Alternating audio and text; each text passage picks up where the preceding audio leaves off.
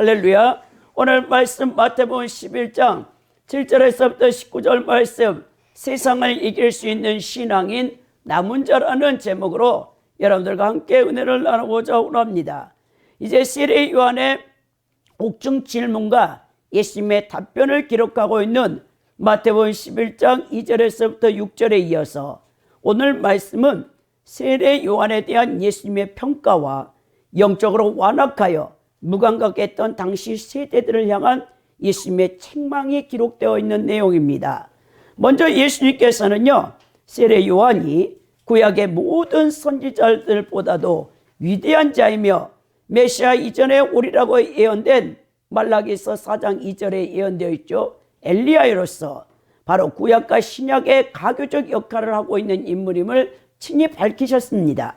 이로써 예수님께서는 세례 요한이 그 예수님의 초림의 길을 예비한 바로 그 메시아로서의 신약의 새로운 시대를 여신 분임을 밝히고 있는 것입니다. 아울러서 예수님께서는요, 세례 요한이라 그의 뒤를 이어서 오신 예수님이 당신이 다 같이 구속사의 진리를 전하였음에도 불구하고 이를 완악한 세대가 편견과 무관심으로 인해서 받아들이지 않음을 장터에서 노는 아이들 비유를 통해서 책망을 하신 것입니다. 이 말씀은 오늘 21세기 현대 기독교인들에게도 하나님께서 원하시는 신앙, 바로 하나님과 영적인 일에 대한 무감각한 세대에게서 세상을 이길 수 있는 신앙인 남은 자들을 찾고 계신다라는 것을 오늘 우리에게 교훈하는 내용입니다. 오늘 말씀을 통해서 저는 여러분들과 함께 하나님께서 인정하시는 남은 자는 어떤 신앙을 소유하고 있는가를 함께 살펴보고자 원하는데요. 오늘 세 대째 말씀을 통해서 그 말씀을 함께 나누어 보고자 원합니다. 첫째는 세상에서 천국을 예비하는 성도가 바로 남은 자예요. 이것이 7절에서부터 10절에 기록되어 있고, 두 번째는 천국은 침노하는 자의 것이라는 거예요. 여러분, 천국을 침노하는 믿음을 가진 성도가 바로 남은 자입니다. 이것이 11절에서부터 14절에 기록되어 있고, 세 번째는 하나님만을 사랑하는 지혜로운 성도가 남은 자라는 사실을 15절에서부터 19절을 통해서 여러분들과 함께 말씀을 나눠보자 원합니다. 먼저는요, 우리 성도들, 천국을 예비하는 성도들, 여러분들이 예수님을 믿는 목적이 무엇입니까? 이 세상에서 타종교처럼 기복주의, 자녀가 잘되고 무병장수하고 그리고 이 세상에서 부귀영화를 누리고 명예를 누리고 권력을 누리는 목적으로 예수님을 믿고 있습니까? 여러분, 이것은요, 기독교인이 아닙니다. 여러분, 오늘 예수님께서 우리 성도들의 정체성이 무엇인가, 그리고 하나님께서 인정할 만한 기독교의 신앙을 갖고 있는 자가 누군가, 그래서 그 남은 자가 누군가를 말씀하실 때 성도는요, 이 세상에서 천국을 예비하는 자라는 것을 분명하게 말씀하십니다. 7절에서 예수님이 뭘 하시냐? 그들이 떠남에 예수께서 우리에게 요한에게 대하여 말씀하시되 너희가 무엇을 보려고 광야에 나갔더냐? 바람에 흔들리는 갈대냐라고 했어요.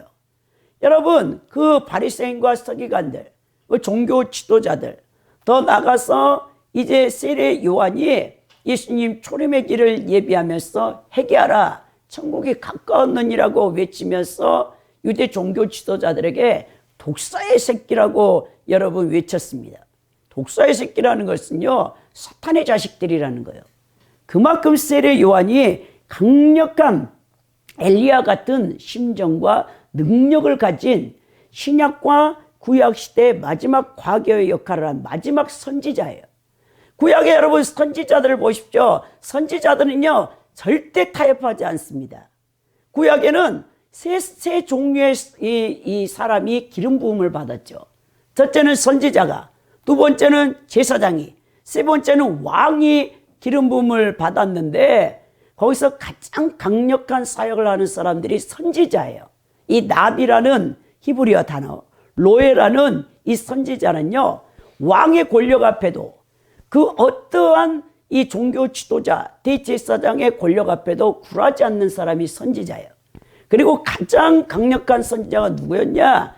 북이스라엘의 가장 악한 왕, 여러분 아합과 그 시돈 바알의 그 제사장, 그 왕이자 제사장의 딸이었던 이세벨 여왕을 그 북이스라엘의 아합이 오므리 왕조잖아요. 그 이제 맞아들여서 북이스라엘 10지파를 완전히 타락시키고 있을 때 바알과 아세라 선지자 850명을 세워서 왕궁에서 이제 오늘날 말하면 공무원으로 임명을 해가지고 다 포지션된 거짓 선지자들이 왕과 왕비에게 끊임없이, 그리고 이스라엘 북이스라엘 백성들을 완전히 우상 숭배로 도배하고 있을 때 가장 강력한 하나님의 능력을 받았던 선지자가 엘리야입니다. 여러분들이 열왕기상 18장을 보십시오. 갈멜산 전투를 여러분들은 다 알고 있는 내용입니다.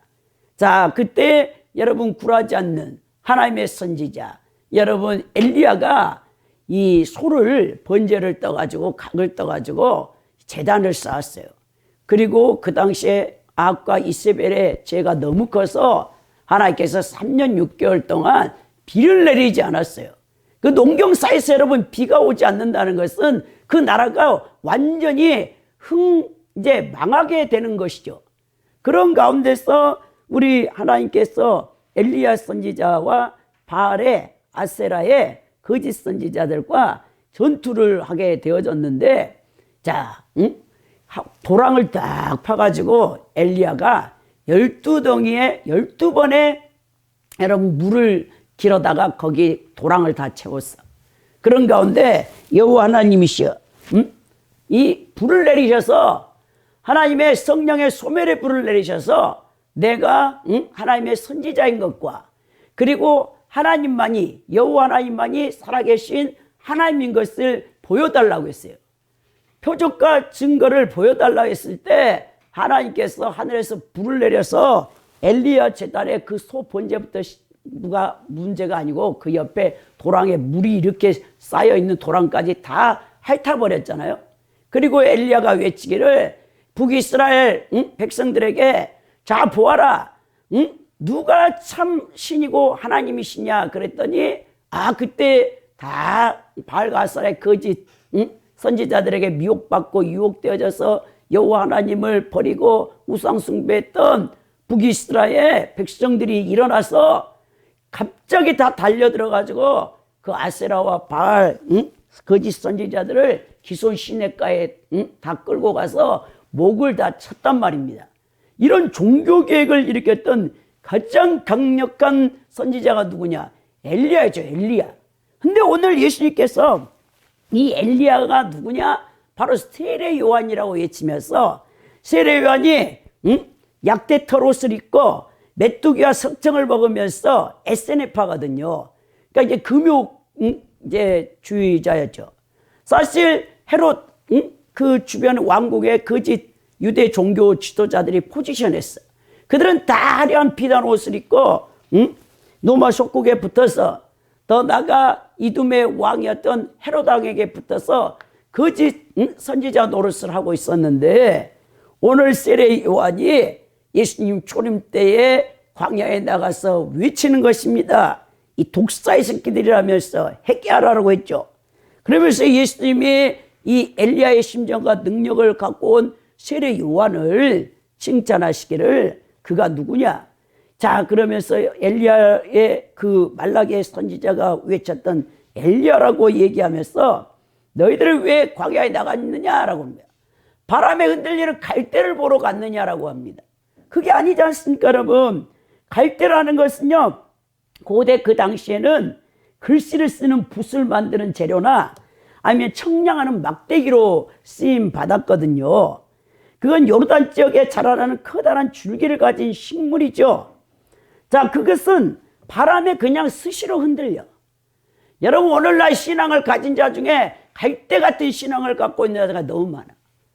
야, 그런 신앙은요, 예수님이 인정하지도 않을 뿐만 아니고 이건 나약함, 줏대 없는 신앙이에요.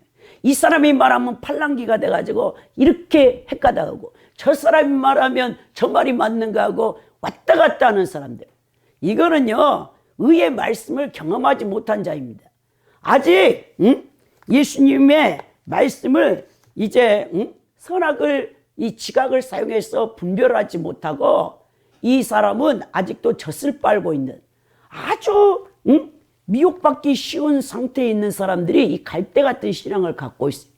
누가 말하면 이리 갔다 저리 갔다가. 여러분 진짜 연단받는 사람은요 누가 말을 하든지 잘 치우치지 않아요.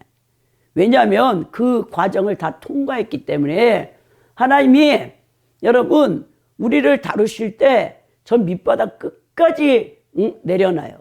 그 영적 분별력도 하나님께서 우리에게 주실 때 여러분 쉽게 영적 분별력을 갖는 게 아니에요. 그러니까 여러분 용광로 풀무불 속에서 고난 속에서 오랜 동안 연단을 받은 사람은요 지각력이 있어요. 선과 악을 분명하게 알아요. 그래서 누가 말하면 저 사람이 잘못됐네 미혹을 하고 있네 금방 캐치합니다. 그런 가운데 오늘 예수님께서 인정한 사람이 누구냐? 바로 세례 요한이라는 거예요. 여러분들의 신앙도 갈대인가? 아니면 참나무 같은 굳건한 신앙을 갖고 있는가? 오늘 예수님의 말씀을 통해서 여러분 신앙을 점검을 해야 된다는 거예요. 여러분 세례 요한은 헤롯 왕이 불쾌할 정도로 헤롯 왕을 책망을 많이 했어요. 왜냐하면 그때 헤롯이 자기 이복 동생 아내인 여러분 제수씨를 갖다가 취해가지고 왕비를 만들었어. 그 얼마나 여러분 이 근친상간 여러분 세례 요한이 그걸 인정하겠습니까? 그래서 막 지적을 하니까 또 두렵긴 두려워. 왜?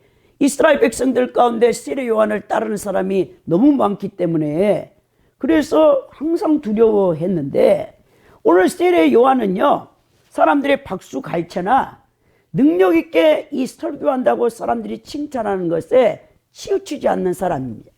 세례 요한은 세상의 어떤 유혹과 핍박에도 아랑곳하지 아니하고 하나님께서 자신을 부르신 종으로 자신의 사명만을 생각하며 충성스럽게 하나님을 섬겼던 사람이죠. 여러분 우리 성도 여러분과 사역자 여러분 바로 이것이 하나님이 기뻐하시는 바른 신앙이 아니지 않겠습니까? 하나님께서 우리 성도들에게 원하시는 신앙은 작은 유혹에도 흔들리는 그런 갈대 신앙이 아니에요. 세상의 어떤 거센 바람에도 흔들리지 않는 반석과 같은 예수님 그 진리의 말씀에 단단히 뿌리를 내린 진실한 신앙을 원하고 있는 거예요. 여러분 목회자들이 가장 유혹받는 게 뭔지 압니까? 설교의 유혹을 받아요. 설교. 오늘 여러분 개신교에 제가 보니까 백석대의 대학원을 다니면서 주의 종들 남자 주의 종들의 이야기를 쭉 들어봤어요. 근데 오늘날 설교는 25분 35분을 넘으면 안 돼요. 딱 1시간의 예배 시간을 정해져 있잖아요. 그 가운데 담임 목사가 주일날 설교는 딱 25분만 해야 돼. 근데 25분 설교 시간 동안 언어 유희로 거짓 심리의 평안과 안정과 달콤함을 주는 설교를 성도들을 이렇게 맞들려 놨어요. 현대 기독교인들을. 청중들의 이 심리를 마사지만 하고 있는 이 목회자들이 얼마나 많은지 아십니까? 여러분 이런 교회를 다니고 있는 성도는요 천국 가기가 어렵습니다. 여러분 진짜 에레미야나 이사야 선지자들을 보십시오. 여러분 그들은요 신적 말씀의 대리자입니다. 하나님의 마음과 고통을 선포하며 지혜에서 돌이켜서 해결시킬 수 있는 진리의 말씀을 전파하는 그런 설교를 했어요. 근데 인기가 없어요. 다 돌을 들어서 이사야 선지자나 그리고 에레미야 선지자를 돌로 치는 그 시대들에 갇히는 그런 고통을 겪었습니다. 여러분 교인들의 인기로 인한 박수갈채나 야유 찬성과 반대의 바람에도 흔들리지 않는 하나님께서 인정할 수 있는 오늘날 21세기 현대 목회자들이 필요한데요. 이 세례 요한 같은 설교자가 목회자가 요구되는 시대라는 말입니다. 성도들 역시도 기만 즐겁게 하는 거짓 말씀에 미혹되지 말고 귀신들의 가르침에 영혼을 뺏기지 말고 진짜 자신의 생명을 살릴 수 있는 그 영혼적인 영적으로 성장하고 성숙되어질 수 있는 참 진리의 말씀을 들을 수 있는 길을 갖고 있어야 된단 말입니다. 여러분 언제까지 어린아이 수준에 머물고 젖만 빨고 있겠습니까? 여러분 그런 신앙은요 남은 자가 되지를 못합니다. 여러분, 성숙된 천국 백성으로 준비되지 않으면 우리는 지금 종말의 끝에, 그리고 은혜의 시대가 끝나가고 있는 7년 대환란이 눈앞에 다가오는 시대에 지금 라오디아 교회의 사적으로 보면 시대에 살고 있어요. 이런 성도들 뜨뜻 미지근, 예수님께서 차거나 덮거나 해야지, 여러분 뜨뜻 미지근하면 다 토해버린다고 했거든요. 이 세례 요한이 얼마나 강력한 선지자였는가를 여러분들은 한번 세례 요한을 좀 묵상해 보시기 바랍니다. 감옥에 갇혔잖아요 지금. 그래서 자신도 예수님이 진짜 메시아인가 궁금해가지고 제자 둘을 보내서 했을 때, 이 예수님 탄생 600년 전에 이사야 선지자가 예언했던 이사야서의 말씀을 그대로 성취하고 계시는 예수님의 그 말씀을 듣고 세례 요한이, 그래 이제 나는 죽을 준비가 되어 있다. 그래서 목을 베어서 죽임을 당한 거 아닙니까? 그러므로 우리가 정말 예수님을 믿고 정말 천국을 가고자 원한다면 여러분들은 이 세상에 마음을 뺏겨서는 안 돼요. 오늘 8절에서도 그 말씀을 하시면서 예수님이 너희가 세례 요한이 광야에서 외치는 것을 다 들었는데 무엇을 보러 나갔느냐? 부드러운 옷을 입은 사람이냐? 부드러운 옷을 입은 사람은 왕궁에 있느니라고 말하는 거예요. 그 거짓 선지자들이라는 거예요. 그리고 그 당시에 부드러운 옷을 입은 사람은 누구였습니까? 바로 헤롯, 헤롯 왕이라는 거예요. 그런 왕들, 매끈매끈한 옷을 입고 사치하면서 화려한 옷을 입고 이 세상의 부귀영화를 누리면서 노마 속국에 붙어가지고 그런 일을 하고 있는 자들, 자, 그런 사람들을 우리 예수님께서 책망을 하죠. 그러면서 9절에 뭘 하냐면, 그러면 너희가 어찌하여 나갔더냐? 선지자를 보기 위함이 아니냐? 옳다. 내가 너에게는 너희 선지자보다 더 나은 자니라. 세례 요한이 선지자인데 새 구약의 어떤 선지자보다도 더 하나님께서 인정할 만한 선지자라고 예수님이 평가를 해주고 있다는 거예요. 여러분, 세례 요한은 아주 월등한 선지자다. 세례 요한은 선지자일 뿐만 아니라 그 이상의 의미를 갖고 있는 사람이라고 예수님이 인정하시면서 참 예언자 자질을 갖고 있는 사람이 누구냐? 여러분, 세례 요한이에요. 세례 요한은 예수님의 이종 사촌이죠. 엘리사벳과 사가랴 대제사장이 나이 많도록 아이가 없었어요. 근데 우리 예수님보다 6개월 먼저 이 땅에 잉태되어져서 뱃속에서부터 성령 충만함을 받았다라고 누가복음에 나와 있거든요. 기록되어 있거든요. 그러니까 여러분, 어떤 아이가 어머니 뱃속에서부터 성령 충만을 받겠습니까? 근데 세례 요한이 그런 사람이에요. 그러니까 이 사람이 예수님보다, 예수님이 공생에 3년 6개월 30살에 요단강에서 세례 요한에게 세례를 받고 메시아로서 공생의 사역을 성취했는데 예수님보다 6개월 더 먼저 태어난 사람이죠. 근데 30년 동안 엄마 뱃속에서부터 성령 충만을 받았기 때문에 얼마나 강력한 하나님의 선지자였겠습니까, 여러분? 타협을 안 한다는 거예요. 그냥 불이 오고 칼이 오고 목을 쳐다 해도 굽히지 않는 사람이 바로 세례 요한이었는데요. 10절에 예수님이 그를 평가하시기를 기록된 바, 보라 내가 내 사자를 내 앞에 보내노니 그가 내 길을 내 앞에서 준비하리라 한 사람이다. 바로 이 사람에 대한 말씀이라 했어요. 세례 요한은요, 말라기 선지자가 예언했던 엘리야라는 것을 자신은 잘 몰랐어요. 근데 예수님은 이 사람이 바로 엘리야의 심정을 갖고 있는 하나님의 능력을 덧입은 예수님의 초림을 광야에서 외친 하나님의 종이라는 것을 분명히 말씀하고 있다는 것입니다. 이처럼 여러분, 우리 성도들, 천국을 여러분들이 정말 가고자 원합니까? 여러분들은요, 어중이 떠중이, 그리고 여러분 예수님을 믿는 듯 예수님을 믿지 않는 듯 이런 신앙은요, 천국 갈 생각을 하지 마십시오. 절대 천국 못 갑니다, 여러분. 진짜 내가 예수님을 믿어서 예수님 말씀대로 순종하고 이 세대를 본받지 아니하고 내 목에 칼이 들어와도 예수님을 부인하지 않는 그런 배교하지 않을 믿음을 갖고 있는 자, 이 남은 자들이 천국 간다라는 것을 여러분 잊어서는 안 돼요. 지금까지 2000년 교회사 가운데 더 나아가 구약 시대도 마찬가지예요. 절대 어리버리한 사람은 천국 간 사람 없어요. 한 사람도 없습니다, 여러분. 그 천국은요, 쉽게 갈 수 있는 곳이 아니에요. 오늘 세례 요한처럼 세상을 향해 여러분들이 정말 그리스도의 향기와 편지와 대사가 되어져서 세상에서 빛과 소금 역할을 감당할 수 있는 정말 빛의 열매를 맺는 자만이 천국 갈 수 있다는 사실을 잊어서는 안 된다는 것입니다, 여러분. 여러분, 제가 이번에 지난 목요일에 우리 기안강교단 신년 할애 예배 때 덕담 순서가 있었거든요. 그때 지금 현 일산 낙원교회 담임 목사님이신 85세 되신 임동숙 목사님의 간증을 들었습니다.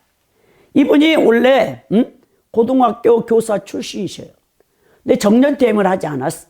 중간에 도중에 원래 이제 대한감리회에 속해 있는 교회의 장로직으로 계시다가 하나님이 소명을 이제 받으셔서 이제 문상고등학교 교사로 재직 중이실 때 혼자 밤마다 교회 가서 기도하시다가 성령께서 어느 날 갑자기 혀를 붙잡으셨대요. 그리고는 막 방언이 터지는데, 방언 하시는 분들 알겠지만 처음에 알아듣습니까? 전혀 알아듣지 못하는 주체할 수 없는 이 말이 막 혀를, 아무리 우리말을 하려고 해도 우리말이 되지 않고 혀가 비틀어진 거예요. 그리고는 그때부터 막 기도가 하고 싶어서 견딜 수가 없어. 간첩들의 침입이 잦은 임진강 뚝방길에 군인들이 보초를 서고 있는 곳에 매일 거기 가서 방언 기도를 하고 그곳에서 기도를 하셨다라고 얘기하더라고요. 그때 기도하는 도중에 한참 이제 방언이 터지면 막 기도 영이 임했기 때문에 내 의지와 상관없이 막 성령이 사로잡거든요. 저도 다 경험을 해봐서 아는데 30년 전에 그때 기도하는 도중에 환상이 보이는데 수많은 책들이 하나님 보좌 옆에 이렇게 쌓여 있었나 봐요. 근데 책장이 순식간에 넘어가 버려. 왜냐하면 하나님 시간과 인간 시간은 다르거든. 여기 3차원은 시공간이 있잖아요. 그래서 우리는 1년, 2년, 뭐 초를 60분으로 단위를 나누지만 하나님의 나라에서는 1000년이 하루 같고 하루가 1000년 같다라고 베드로 사도가 여러분 고백한 것처럼 한 2분, 2초밖에 안 지난 것 같아. 수천 개의 이 책이 쌓여있는데 막 책장들이 다 넘어갔다는 거예요. 근데 거기에 정자로 반듯하게 세로로 임동순, 그분이 워낙 필체가 뛰어나셔. 그래갖고 무슨 붓글씨 대회에서 금상 대상을 여러 번 받으신 분이거든요. 근데 한자로 임동순이 딱 써져 있었는데 그게 무슨 환상인지를 몰랐다는 거예요. 근데 여러분 계시나 환상을 볼 때 처음에는 꿈을 꿀 때 그 해석을 못해요. 근데 시간이 지나가고 계속 거기에 하나님 앞에 물으면요, 어느 날 성령님이 그거를 가르쳐 준다든지 아니면 교제를 나눌 때 그 영적으로 깨어있는 분이 그것을 해석할 수 있거든요. 근데 그때 그 무슨 환상이었는지 해석을 못하고 있다가 나중에 기도를 깊이 하게 되니까 그것이 주님께서 가지고 계신 생명로, 생명책이었다라는 것을 알게 됐다라는 겁니다. 여러분, 이것은 중요한 임동숙 목사님의 간증인데요. 우리 믿는 성도가 오늘 밤이라도 여러분들이 육체를 벗는 순간, 죽음을 맞이하는 순간 우리가 곧바로 예수 그리스도의 심판대 앞에 딱 섭니다. 근데 예수님 앞에는 두 책이 있어요. 하나는 생명록을 기록한 생명책이 있고, 하나는 여러분들이 이 세상에 살아가면서 선악과를 행한 모든 행위를 기록하는 행위록 책이 있어요. 그래서 심판을 받게 되는데 여러분들이 부인할 수가 없어요. 왜냐하면 예수님이 그 생명록에 이름이 없는 자는 지옥 가는 거고, 행위록이 넘어가는데 예수님이 펼쳐 보일 시간도 없어요. 여러분들이 직구한다고 했어요, 바울 사도가. 여러분들이 살아온 인생이 파노라마처럼 영화의 필름이 한 장면 한 장면 지나간 것처럼 순식간에 여러분들의 인생이 다 지나갑니다. 그 행위록에 다 여러분. 그래서 여러분들이 천국 아니면 지옥을 가게 되는데, 그러면 정신을 차려야 된다는 거예요. 구원받은 성도들의 이름이 생명책에 기록되어 있는데, 어떤 사람은 그 생명책의 이름이 흐려져요. 없어집니다. 지금까지 신앙생활을 어떻게 했는지는 모르겠지만, 우리가 호흡하고 심장이 뛰고 있는 그 순간까지 회개할 수 있는 기회가 있단 말입니다. 또한 성도라고 하면서 제약의 열매만을 지금까지 맺고 살았다면, 지금부터라도 거짓과 불의와 우상숭배와 탐욕과 더러운 말과 영적 간음 같은 그 제약된 아직도 옛사람에 속해 있는 그 악을 버리고 빛의 열매인 모든 착함과 의로움과 진실한 삶으로 그리스도인다운 정말 삶을 살아 하나님 앞에 영광을 돌려야 된다는 것입니다. 오늘 여러분, 우리는 남은 자로서 이제 그 남은 자의 성도는 누구냐? 11절에서 14절에 보면 천국은 침노하는 믿음을 가진 이 성도들을 하나님께서 기뻐하시는데, 11절에 보면 내가 진실로 너에게 말하느니 여자가 낳은 자 중에 세례요한보다 큰 이가 일어남이 없도다. 그러나 천국에서는 극히 작은 자라도 그보다 크니라 라고 말씀해요. 여러분, 정말 예수님이 그 세례 요한을 여자가 낳은 자 중에 그보다 큰 자가 없다라고 인정하십니다. 근데 왜 세례 요한보다 우리가 더 신약 성도들이 천국에서 크다고 말씀하셨을까요? 이걸 오해해서는 큰일 납니다, 여러분. 우리보다 천국 가면 3층 전에 가 있는 성도들, 모세, 바울 사도 같은 사람들은 엄청난 사람들이죠, 사실. 그리스도의 고난을 위해서 자신의 생명책에서 이름을 지어버릴 정도로 자기 민족을 위해서 그렇게 중보했던 사람들인데, 그 사람들은 여러분, 우리하고는 비교가 안 되게 큰 사람들인데, 왜 예수님이 이 말씀을 했냐면, 아직 세례 요한이 헤롯 감옥에 갇혀 있을 때, 여러분, 예수님은 아직 속죄 사역이 완성이 안 됐어요. 왜냐하면 예수님은 3년 6개월 공생애가 끝나고 유대 종교 지도자들이 신성 모독죄를 이렇게 유대 종교 여러분 그 법으로 이 빌라도 총독에게 이제 고소를 해가지고 재판을 받아서 사형을 언도 받을 때까지, 그 전에 이제 죽잖아요, 세례 요한이. 그러니까 여러분, 속죄 사역이 완성되지 않았기 때문에 세례 요한 때까지의 모든 의인들, 구약의 성도들인데 그들은 다 바로 천국에 들어가지 못하고 의인의 음부구역에 들어가 있기 때문에 이런 말씀을 한 거예요. 그러나 예수님께서 십자가에 죽으시고 장사된 지 사흘 만에 부활하셔서 자신의 피를 하늘 지성소에 뿌린 후에는 모든 죽은 성도는 곧바로 천국에 들어갈 수 있기 때문에 이런 말씀을 하셨지, 여러분들이 이 말씀을 오해해갖고 야, 나는 세례 요한보다 더 큰 자야, 너 착각하면 큰일 납니다. 여러분, 세례 요한도 3층 전에 가 있을 것입니다. 제가 봤을 땐 그래요. 자, 그러면서 12절에 뭐라 하시냐? 세례 요한의 때부터 지금까지 천국은 침노를 당하느니 침노하는 자는 빼앗느니라라고 말씀했다는 거예요. 침노를 당한다라는 것은 강제로 들어가다, 폭력을 쓰다라는 이 헬라어 파어제타이가 쓰였는데요. 이 말씀은 여러분, 천국은 막 주체할 수 없이 열리게 된다라는 거예요. 그러니까 무력을 사용해서 열리는 게 아니고 어둠의 세력을 물리치고 하나님, 영적 하나님 나라를 예수님이 이 땅에 오셔서 건설하셨잖아요. 자, 그래서 하나님 나라를 선포할 때부터 벌써 강력한 사탄의 반발이 있지만 그 고난을 동반하고도 하나님 나라는 계속해서 확장될 수밖에 없어요. 왜? 예수님이 12제자를 훈련하시고 마가다락방에 성령 위에 오순절날 임하시고 성령 충만한 성도들이 주의 종들이 제자들이 나가서 복을 외칠 때 막 이 땅에 교회가 세워지고 사도 바울 같은 사람을 통해서 이방인들의 이제 그 교회가 계속 세워지면서 하나님 나라가 확장이 되어졌습니다. 여기서 침노한 자라는 것은 그걸 뺏는 거예요. 여러분, 천국을 향해 달려가는 이 신앙이 바로 천국을 소유하게 되는데요. 여기서 천국을 침노는 당한다라는 것은 전쟁을 생각하면 돼요. 여러분, 어떤 안시성 전투, 여러분 아십니까? 우리 역사에 안시성 전투 같은 데 보면 성을 정복하게 어떻게 합니까? 군사들이 돌진해요. 이 군사를 연상하게 됩니다. 여러분, 수나라에 거기 왕이 왔었잖아요. 안시성 전투를 보십시오. 성을 정복하려면 먼저 정신적으로 무장하고 게으름이라 안일함을 떨쳐버려 사력을 다해야 돼요. 전쟁에 나간 군인이 전쟁에서는 죽느냐 사느냐밖에 없어요. 여러분들이 지금 이 땅에서 신앙생활하고 있는 것은 죽느냐 사느냐밖에 없어요. 중간지대는 없습니다. 근데 여러분들은 다 중간지대에 있기를 원해. 그런 사람은 절대 여러분 천국에 못 들어갑니다. 우리가 천국을 소유할 할 때 우리에게 정욕과 게으름이 있다면 절대로 천국을 소유할 수 없어요. 여러분, 그래서 이 바울 사도가 갈라디아서 2장 20절에 내가 정과 욕심까지도 다 십자가에 못 박아버렸다.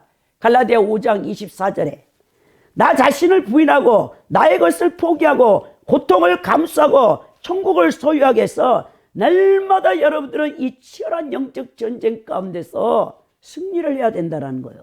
만약 우리가 천국에 대한 열망이 없으면 여러분들은 천국에 못 들어가겠죠. 그리고 여러분들은 이 땅에서 자기의 편안한 육신을 추구하며 살다 가겠죠. 그건 뭐 종교인에 불과합니다. 여러분들 타종교인들이 얼마나 열심히 있는지 아십니까?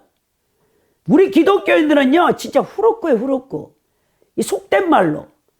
여러분 타종교인들, 무당 같은 사람들 새벽 3시면요 이렇게 엄동소란해도요 찬물로 목욕제게. 스님들도 마찬가지예요, 여러분. 그런 종교적인 열정을 갖고 있는 그들보다 우리 기독교인이 하나님을 믿는다라는 살아있는 신앙을 갖고 있다는 사람들이, 그리고 성령을 받았다는 사람들이 얼마나 안일하고 나태하고 게으르고 여러분 그걸 보았을 때 예수님이 얼마나 마음이 아프겠습니까? 여러분 우리 각자에게 하나님이 직분을 주셨어요. 오늘 왜 예수님이 세례 요한을 칭찬하셨냐면 세례 요한을 그냥 그 직분 때문에 칭찬한 게 아니에요. 세례 요한은 그 맡은 바 선지자로서 헌신, 자기 목숨을 버리기까지 그 직분에 순종하고 충성했기 때문에 예수님이 인정한 거예요. 여러분 각자에게 다 직분을 주셨는데 목사나 선교사나 장로나 권사나 집사라는 직분을 줬는데 직분 타이틀만 갖고 있으면 뭐합니까? 그걸 누가 인정합니까? 마태복음 25장에 보십시오. 여러분 달란트 비유가 나와 있습니다. 거기서 한 달란트 받은 자와 뭐가 다릅니까? 그냥 땅에 묻어두고 있는 것이죠. 그런 사람은 어떻게 된다겠죠? 어두운 곳에 밖에 내쫓김을 당해 슬피우는 무서운 형벌. 이 지옥 간다는 거예요, 여러분. 그러니까 내가 목사네, 선교사네, 내가 장로네, 집사네, 권사네 그러고 하고 있을 때가 아니에요. 그 직분을 하나님이 주셨다면 바울 사도가 뭘 합니까? 나를 충성되이 여겨서 하나님께서 사도라는 직분을 줬다고 디모데 전서 1장 2절에 고백한다는 거예요. 여러분들도 그런 직분을 얼마나 하나님이 대통령보다 더 귀한 직분이에요. 여러분 대통령 하면 여러분들 끝박할지 모르겠지만 총리하면 뭐 무슨 장관하면 세상의 권세를 부귀를 명예를 누릴 수 있다고 생각하지만 여러분 교회 안에서 맡은 직분은요 그 세상 직분과 비교할 수가 없는 거예요. 하나님이 주신 직분이란 말입니다. 그 직분에 여러분들이 감사하고 그 직분을 위해서 충성되고 그런 자들만이 천국에 넉넉히 들어갈 수 있다는 것을 잊어서는 안 된다는 것입니다. 모든 선지자 율법이 예언한 것은 요한까지라고 말합니다. 왜냐하면 그 선지자와 그 율법은 요한 때까지 예언되었기 때문이라고. 구약의 모든 선지자와 율법이 세례 요한에부터 시작된 하나님 나라의 복음과 예수 그리스도를 예언하고 있기 때문에 이런 말씀을 하시는 거예요. 그러면서 14절에 뭐라냐? 만일 너희가 즐겨 받을진대 오리라 한 엘리야가 곧 이 사람이라. 바로 엘리야가 이 사람이라는 것을 예수님이 분명하게 말씀하고 있습니다. 여러분 세 번째로는 우리는 하나님을 사랑하는 지혜로운 성도가 돼야 된다는 거예요.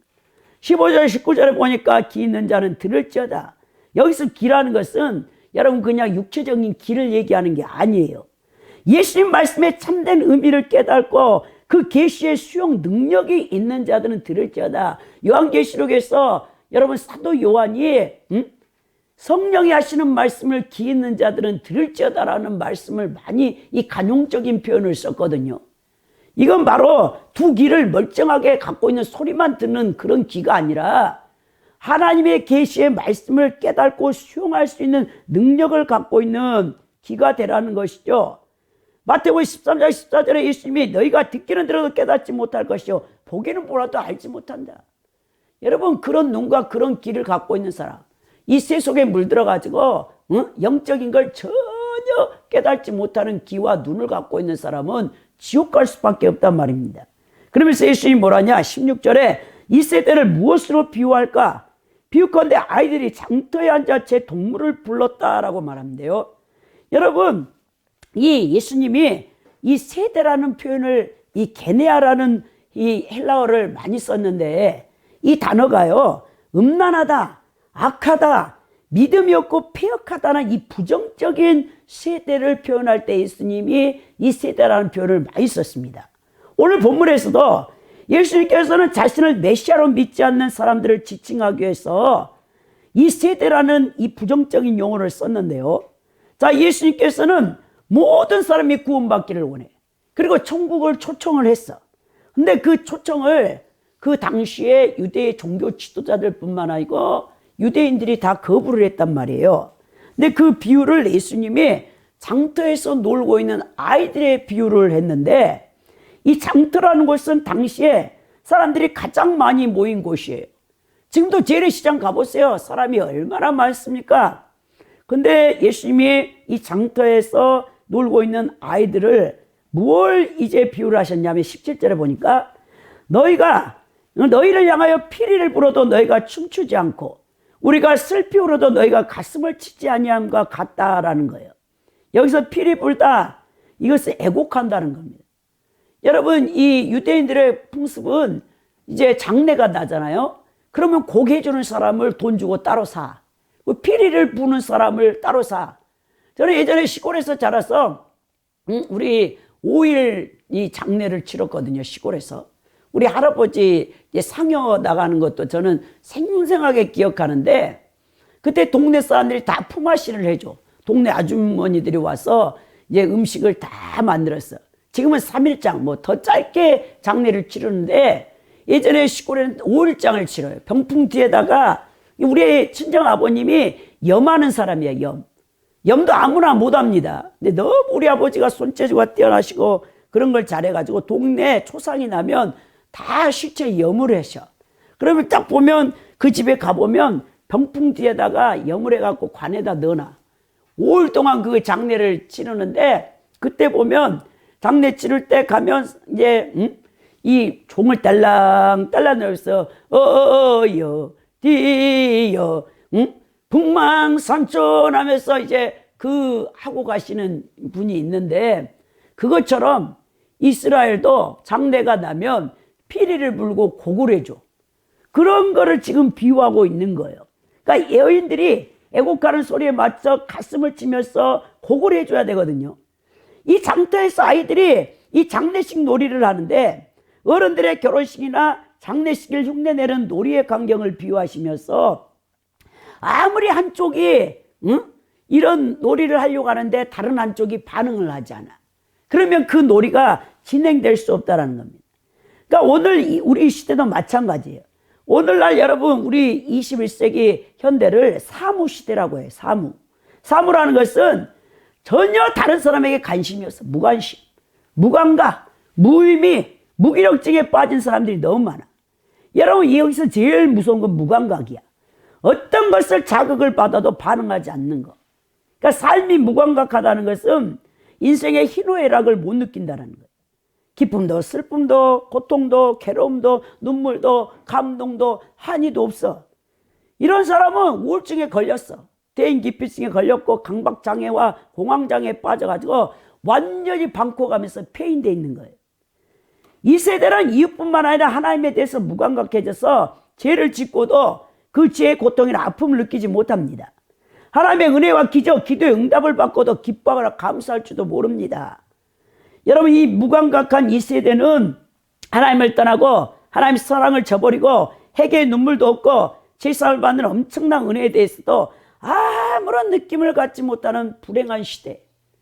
지금 오직 사람들 관심은 여러분 오직 스마트폰. 야, 전철 타봐요. 아저씨나 아줌마나 할머니나 파파 할머니나 젊은 아이나 어린 아이나 2살짜리나 오직 스마트폰. 더 나가서 AI 인공지능. 사람이 필요 없어. 혼자 방콕에서 스마트폰 하나 깔아가지고 그거 바라보고 있다가 인생 다 가. 그러니까 이웃이 죽든지 이웃이 고통을 당하든지 전혀 관심 없어. 집단 이기주의, 집단 개인주의에 빠졌어. 이 님비 현상. 제가 보니까 어느 신문에 여기 우리 청량리에 다일공동체라고 최일도 목사님 바퍼 유명한 그 목사님이 있거든요. 근데 지금 청량리가 어마어마한 신도시로 지금 거듭나고 있어. 주상복합으로 거기 집값이 20억, 26억이래요. 근데 그 바퍼 거기가 개발 딱 중간지대에 있어가지고 야, 땅값 떨어뜨리고 집값 떨어뜨린다고 그 청량리에 사는 동대문구잖아요. 그 주민들이 막 피켓 들고 날마다 쫓아가가지고 다 나가라고. 니네는 거기 있지 말라고. 하루에 1000명씩 노숙자들에게 길거리에서 밥을 제공해 주는데. 여러분, 우리 면목광장도 원래 노숙자 사역하던 곳이에요. 근데 면목동도 이제 개발을 해야 된다고 해가지고 면목광장으로 만들어버렸어요. 거기서 절대 종교행위하면 안 되고 밥 퍼주고 하면 큰일 나는 거야. 이렇게 다 바뀌어. 그럼 여러분, 우리의 가난한 자들, 고통받는 자는 어디로 갑니까? 지방으로 갑니까? 여러분, 이렇게 집단 이기주의에 빠져 이 사람들은 나중에 집단 귀신 들림까지 와서 사회와 국가를 막 혼란스럽게 하고 나라가 고통을 받을 수밖에 없단 말입니다. 우리의 메말라가는 감성, 심령을 깨워서 이웃의 고난에 동참하는 선한 사마리아인 비유를 왜 예수님이 하셨습니까? 누가복음 10장에 보십시오. 종교 대제사장들, 레위인들 다 그냥 지나가 버려. 바리새인들. 야, 여리고성에 내려가다가 예루살렘에서 내려가다 강도마다 다 죽게 됐는데 왜? 가서 성소에 가서 제사 지내야 돼. 하나님의 거룩한 일을 해야 돼. 그러니까 피 묻은 거, 유출병이나 그런 부정한 것 걸리면 일주일 동안 못 들어가거든. 성전에. 그 제사장 종교인들이, 유대 종교인들이. 그러니까 이 사람이 죽어가는 냅둬버려. 죽든 말든. 근데 이방인이야. 사마리아인 그들이 개 취급하고 있는 그 사마리아 사람이 깜짝 놀랐고 이 사람을 데리고 와서 자기 돈 다 들였어. 라고 주막집에 데리고 가가지고 여러분 그 사마리아인한테 주막의 주인에게 이 사람이 필요하면 내가 돌아와서 장사하고 와서 돈을 더 줄 거니까 이 사람을 깨끗이 치유해달라고 하죠. 저는요, 그 간증 그 하나를 들었어요. 지금 총신대학교 총장님이 나영한 여러분 그 총장님이 영국의 캠브리지 대학에서 조직신학 박사학위를 받아와서 지금 총신대학교 우리 장로교 보수라고 하는 총신대학교 총장이에요. 근데 그 아드님이 둘이 있었나 봐. 큰아들하고 둘째 아들이. 둘째 아들이 2014년에 23살인데 돌연사했어. 영국에서 그렇게 명문대를 나와갖고 수억의 연봉을 받고 있는 아들이. 근데 그 아들이 죽어서 장례를 치러야 되는데 이게 타살됐는지 모르니까 원래 우리나라처럼 법의학적으로 3주를 걸렸대. 아이를 이렇게 부검을 했는데 아무 이상이 없었어. 그렇게 여러분 똑똑한 아들이, 그렇게 건장한 아들이 여러분 심장마비로 돌연사를 한 거예요. 그래서 장례를 치르는데 전 세계에서 그 아드님을 애도하려는 친구들이 왔대. 그래서 아버지도 모르는 거야. 아버지가 뭐 아들의 사생활을 압니까? 여러분들도 자식 기르고 있지만 자식들을 여러분들이 아냐고요? 모르잖아요. 근데 그 친구들이 하는 말이 이 죽은 둘째 아들이 작은 예수래. 작은 예수래. 완전 예수님을 닮은 작은 예수로 했대. 작은 예수로 살았대. 그러니까 하나님께서 천국으로 데려간 거죠. 봤더니 이 아들의 페이스북을 아버지가 처음으로 열어봤더니 이 아들이 작은 예수가 된 결정적인 계기가 있었어요. 어느 날 이 아들이 아침 출근을 하는데 노숙자가 자기한테 다가왔어. 노숙자를 보니까 여러분, 이 노숙자가 너무 배가 고프대. 자기에게 햄버거 하나를 사주라네. 그래서 햄버거 집에 가서 햄버거를 사줬더니 이 사람이 내가 비록 이렇게 노숙자지만 자녀들을 한번 만나고 싶다. 그래서 옷도 좀 사입고 이렇게 외모도 좀 가꿔야 된다고 하니까 돈 좀 달래. 그때 그 아드님이 400만 원 있었나 봐. 그때 하나님이 감동을 성령이 그걸 다 줘라 노숙자에게. 노숙자에게 다 줬대. 그리고 잊어버려서 몇 년이 지났나 봐. 2, 3년이 지났는데 어느 날 전철을 영국에서 전철을 타고 출근을 하려는데 옆에 어떤 사람이 말을 걸더니 내가 몇 년 전에는 노숙자였다. 근데 어떤 사람이 나에게 선을 베풀어서 내가 그때 정신을 차리고 이제 열심히 일해서 나도 다른 사람을 돕는 사람이 됐다. 그 둘째 아드님이 도왔던 노숙자는 아니에요. 다른 노숙자가 변화돼가지고 간증을 해줄 때 아드님이 아 그래 내가 2, 3년 전에 노숙자 하나를 그 아침에 햄버거 사주고 400만 원을 줬는데 아 이 사람처럼 그 사람도 나중에 변화돼서 선인이 될 수 있구나. 거기에 이제 감동을 받아서 이 아드님이 수요일마다 거기 노숙자 쉼터에 가서 부지런히 노숙자들을 돕고 어려운 이웃들을 그렇게 도왔다라는 거예요. 그래서 그 아버지 총장님과 큰아들, 둘째 아들보다 더 잘 나가는 그 큰아드님이 거기서 쇼크를 먹고 그 연봉 그렇게 많은 회사를 그 오늘날 말은 우리나라의 대기업, 영국 대기업을 내려놓고 전 세계를 여행하다가 캄보디아에 가가지고 그 킬링필드 200만 명을 죽였잖아요. 지식인들을. 폴포치가. 그러니까는 안 되겠다. 내가 거기 평균이 32세래. 킬링필드 거기 캄보디아가. 거기 이제 다 내려놓고 선교사로 가가지고 아들 선교비를 총장님이 열심히 보내겠다. 우리 사모님과 또 그 큰아드님과 이 총장님이 우리 둘째 아들 그렇게 젊은 아들 23살밖에 되지 않는 젊은 아들이 천국에 갔지만 하나님 앞에 한 번도 왜 내 아들을 데려갔었냐고 말을 해본 적이 없대요. 왜? 그것은 너무나 불경건하다고. 그래서 천국에 가면 다 알게 된대. 하나님의 주권과 섭리에서 이루어진 일. 그 고난을 그렇게 이겨내서 그 아이의 목까지 우리가 열심을 다해서 하나님 일을 하자 해서 세 사람이 똘똘 뭉쳐가지고 하나님 일을 하면서 그 총장님이 총신대 아이들을 데리고 세계 선교를 가고 어려운 애들을 장학금을 주고 열심으로 주의 종들을 기르고 있더라고요. 여러분 우리 크리스찬은 이 정도는 돼야 됩니다. 어떤 고난이 왔으면 그 고난에 함몰되는 게 아니고 비록 그 고난 때문에 내가 아팠지만 다른 사람들을 볼 수 있는 눈이 열려야 된단 말이에요. 고통받고 있는 사람들을 위해서. 18절에 보니까 요한이 와서 먹지도 않고 마시지도 아니하며 그들이 말하기를 귀신이 들렸다 하더라. 야, 요한이 그 사치스러운 종교 지도자들, 헤롯 왕들, 그들이 먹고 마시는 그 식사 초대를 했는데 한 번도 안 갔어요. 그리고는 메뚜기와 석정을 먹고 약대 털옷을 입고 금욕주의를 하고 있으니까 이들이 종교 지도자들이, 거짓 선지자들이 얼마나 화가 났는지, 야, 요한은 귀신 들렸어. 세례 요한이 귀신 들렸다라고 그렇게 명예를, 그 명예훼손죄예요. 여러분, 지금 부부도요, 여러분, 내 아내 욕하고 다니고 내 남편 욕하고 다니잖아요. 그 이제 나오더라고. 제가 고딩 아빠, 엄빠 그 프로를 보니까 이 부부 간에도 명예훼손하면 이제 저기 변호사에서 여러분 그거 하면 재판 걸면 명예훼손죄로 걸려든대요. 여러분 사람 명예 함부로 여러분들이 판단하고 말하면 큰일 납니다.